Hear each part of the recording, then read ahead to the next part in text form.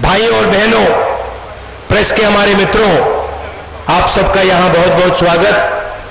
नरेंद्र मोदी जी हिंदुस्तान के प्रधानमंत्री बने और उन्होंने हिंदुस्तान से 3-4 बड़े वायदे किए थे। बेरोजगारी मिटा दूंगा, 2 करोड़ युवाओं को हर साल नरेंद्र मोदी रोजगार देगा। याद है आपको? भूल गए? भूल गए? याद है ना? हाँ, कहा था हर बैंक अकाउंट में 56 इंच की छाती वाला प्रधानमंत्री 15 लाख रुपए डाल के दिखा देगा। याद है? भूल गए? याद है ना? नाम क्या आपका? गुरमीत नागपाल जी। बैंक अकाउंट में आया 15 लाख? आया? कितना आया? अच्छा बताओ। 0 आया। नरेंद्र मोदी ने लिया कितना? नोटबंदी में लाइन के सामने खड़े थे? खड़े थे ना? धूप में खड़े थे। उस लाइन में आपने अनिल अंबानी को देखा? नीरव मोदी, मेहुल चौकसी, विजय माल्या? तो एक बात बताइए, काले धन के खिलाफ लड़ाई थी तो लाइन में चोर क्यों नहीं दिखाई दिए? लाइन में ईमानदार लोग क्यों दिखे? लाइन में पंजाब के किसान क्यों दिखे? मजदूर क्यों दिखे? छोटे दुकानदार क्यों दिखे? कहा था किसानों को सही दाम दूंगा, कर्जा माफ करूंगा। किया नरेंद्र मोदी ने कर्जा माफ? ना। अब चुनाव के समय 5 साल बाद कैंपेन हुआ। हिंदुस्तान में 45 साल से सबसे ज्यादा बेरोजगारी आज। Make in India, startup India, sit down India, दाएं देखो इंडिया, बाएं देखो इंडिया, ऊपर देखो इंडिया, नीचे देखो इंडिया के बाद 45 साल से सबसे ज्यादा बेरोजगारी। 27,000 युवा 24 घंटे में रोजगार खोते हैं।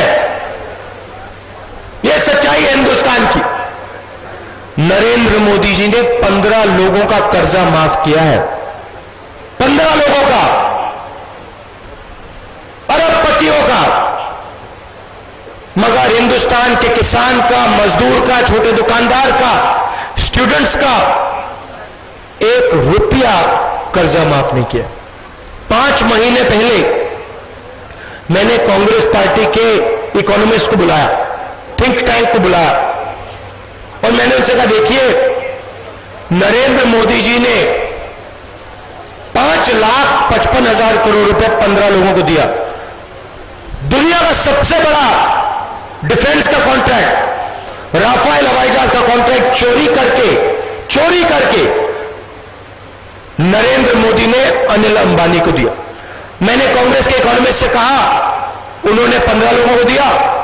कांग्रेस पार्टी करोड़ों लोगों को पैसा देना चाहती है। वो कमरे में बैठे थे, हिल गए, मुझे कहते हैं, राहुल जी आप ये क्या बात कर रहे हो? ये आप कैसी बात कर रहे हो? ऐसे थोड़ी होता है, सरकार ऐसे थोड़ी चलती है कि करोड़ों लोगों के बैंक अकाउंट में डायरेक्ट पैसा डाला जा सकता है। मैंने कहा ठीक है, नरेंद्र मोदी ने 15 लाख का झूठ बोला। 15 लाख की बात नहीं कर रहा हूं। आप पता लगाइए, बिना अर्थव्यवस्था को नुकसान किए, बिना छोटे दुकानदारों को, middle size, small size business वालों को चोट पहुंचाए, हम कितना पैसा डाल सकते हैं? मैसेज देना है गरीबों को, किसानों को मैसेज देना है। आप मुझे बताओ कितना पैसा?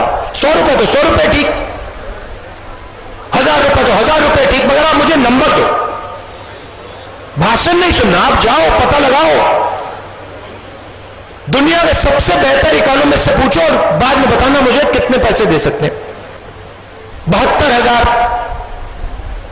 मैंने कहा ये क्या है? 72,000 मतलब क्या? कहते राहुल जी आपने कहा था कि गरीबों को पैसा देना है, 72,000 रुपए दे सकते हैं 5 करोड़ परिवारों को, 25 करोड़ लोगों को मिल गया। मैंने कहा 72,000 रुपए हम 25 करोड़ लोगों को देने जा रहे हैं? कहते हां, कि देखिए जैसे ही पैसा इन 25 करोड़ लोगों के बैंक अकाउंट में जाएगा, वैसे ही हिंदुस्तान के सबसे गरीब लोग माल खरीदना शुरू करेंगे। कोई शर्ट खरीदेगा, कोई पैंट खरीदेगा, कोई जूता खरीदेगा, कोई साबुन खरीदेगा, टूथपेस्ट, टूथब्रश, कंघी। जैसे ही ये लोग खरीदना शुरू करेंगे, वैसे ही दुकानदारों की दुकानें चालू हो जाएंगी, जादू से चालू हो जाएंगी। और जैसे ही दुकानें चालू होंगी, वैसे ही फैक्ट्रियों को माल बनाना पड़ेगा, वैसे ही उसी क्षण फैक्ट्रियां चालू होनी शुरू हो जाएंगी। फैक्ट्रियों के मालिक पंजाब के युवाओं को बुलाएंगे, कहेंगे इधर आओ, जल्दी आओ। बेरोजगार युवाओं को बुलाएंगे, कहें जल्दी आओ। युवा पूछेंगे क्या हुआ, कहेंगे चलो चलो काम शुरू करो, फैक्ट्री चालू करनी है। उधर माल बिकना शुरू हो गया है, लोगों ने माल खरीदना शुरू कर दिया है। हिंदुस्तान की जो परचेजिंग कैपेसिटी है वो फिर से मजबूत हो गई। चलो चलो हिंदुस्तान को जंप स्टार्ट करना है। तो न्याय योजना से सिर्फ गरीबों को फायदा नहीं होगा,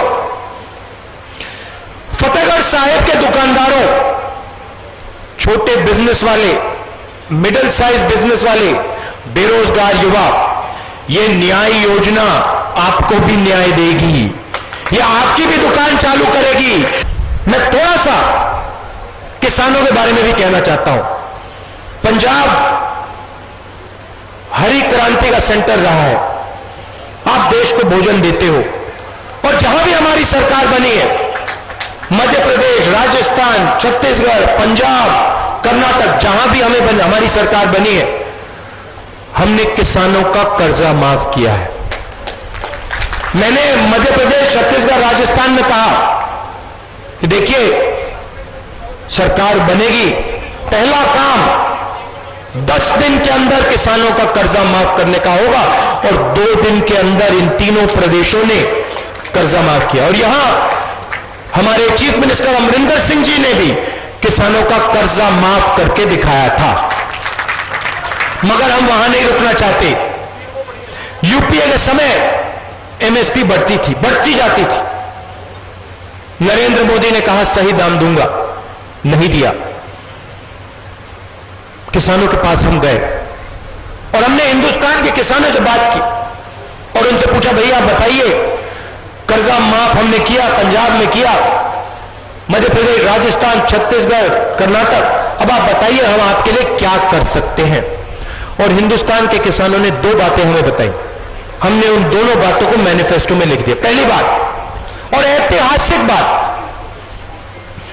किसानों ने हमसे पूछा, राहुल जी एक बात बताइए, कांग्रेस पार्टी के नेताओं से कहा एक बात समझाइए। क्या बात? राहुल जी ये अनिल अंबानी जो है, इसने 45,000 करोड़ रुपए कर्जा लिया है, डिफॉल्ट किया, वापस नहीं दिया।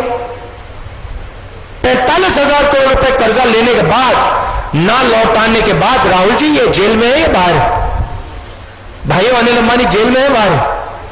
अंदर बाहर? बाहर ना।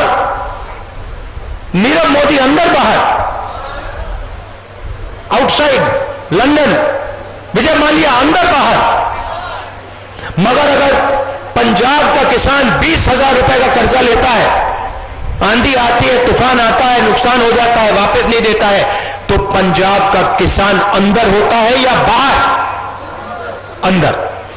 ये हिंदुस्तान के किसानों ने हमें पूछा कि अनिल अंबानी, नीरव मोदी मेहुल चौक से बाहर लाखों करोड़ रुपए के लिए, और हम 20,000 रुपए के लिए अंदर। ये क्या ठीक है राहुल जी? नहीं, बिल्कुल ठीक नहीं है। तो हमने मैनिफेस्टो में एक लाइन लिखी है, 2019 के चुनाव के बाद हिंदुस्तान का कोई भी किसान, किसी भी स्टेट का कोई भी किसान, किसी भी धर्म का, किसी भी जात का किसान कर्जा ना लौटाने के लिए जेल में नहीं डाला जाएगा। दूसरी बात, ऐतिहासिक निर्णय, आप मालिक हो, ये मत भूलो, प्रधानमंत्री मालिक नहीं होता है, हिंदुस्तान के किसान मालिक होते हैं, मजदूर मालिक होते हैं, युवा मालिक होते हैं, माताएं बहनें मालिक होती हैं। पहले रेलवे बजट बनता था अब नहीं बनता, अब नहीं बनता। दो बजट बनाइए।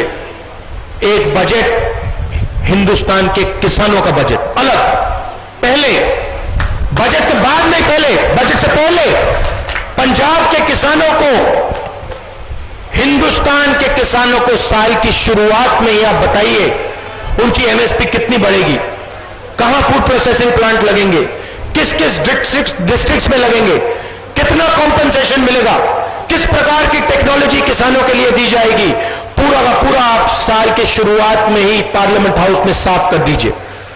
मगर किसानों का बजट होगा और साल की शुरुआत में हिंदुस्तान के किसानों को पूरा का पूरा पता लग जाएगा कितना पैसा हिंदुस्तान की सरकार किसानों के लिए देगी।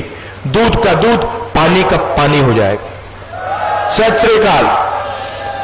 मनरेगा, नरेंद्र मोदी जी ने मनरेगा का मजाक उड़ाया पार्लियामेंट हाउस में, लोकसभा में कहते हैं मनरेगा बिल्कुल बेकार स्कीम था, नुकसान हुआ इसका, इससे देश के सामने कहते हैं, अपमान करते हैं, हिंदुस्तान की जनता का अपमान करते हैं। आजकल नरेंद्र मोदी उन चीजों के बारे में नहीं बोलते, पहले भ्रष्टाचार की बात करते थे। मैंने कहा आइए भ्रष्टाचार की बात मेरे साथ करिए, 56 इंच की छाती है, आ जाइए डिबेट करिए, मैं कहीं भी आ जाऊंगा, रेस को जोड़ जाऊंगा, लोकसभा में आ जाऊंगा, कनॉट प्लेस में चला जाऊंगा, पंजाब आ जाऊंगा। 15 मिनट मेरे साथ डिबेट कर लीजिए, राफेल पे कर लीजिए, 15 मिनट। नरेंद्र मोदी डरते नहीं आ सकते, घबराते, 4 सवाल पूछूंगा, नरेंद्र मोदी चेहरा नहीं दिखा पाएंगे हिंदुस्तान को। नरेंद्र मोदी जी, आपने अनिल अंबानी को 30,000 करोड़ रुपए क्यों दिए? वो तो बैंकक्रप्ट है, 45,000 करोड़ रुपए का कर्जा वापस नहीं दे रहा, उसको दुनिया का सबसे बड़ा कॉन्ट्रैक्ट कैसे दिया आपने? चौकीदार तो खड़े नहीं हो सकते हैं। 2 करोड़ युवाओं को रोजगार की बात नहीं कर रहे, किसानों को सही दाम की बात नहीं कर रहे। सच्चाई सबके सामने आ गई। कांग्रेस पार्टी सच बोलती है, प्यार से काम करती है, जोड़ने का काम करती है, और जो कहती है वो करती है। तो आप कांग्रेस पार्टी को समर्थन दीजिए, हमारे यहां कैंडिडेट है, अच्छे कैंडिडेट हैं, इनको जिताइए, भारी बहुमत से जिताइए। अब मैं आखिरी बात बोलना चाहता हूं, देखिए, और मैंने ये सैम पिट्रोडा जी से भी कहा कि जो सैम पिट्रोडा जी ने 1984 के बारे में बोला है वो बिल्कुल गलत बोला है, और उनको देश से इसके लिए माफी मांगनी चाहिए। मैं पब्लिकली बोल रहा हूं, और यही मैंने सैम पिट्रोडा को फोन करके कहा कि सैम पिट्रोडा जी, आपने बिल्कुल गलत बोला, शर्म आनी चाहिए आपको, और ये आप पब्लिक अपॉलॉजी मांगिए। आप सबका बहुत बहुत धन्यवाद। नमस्कार, जय हिंद।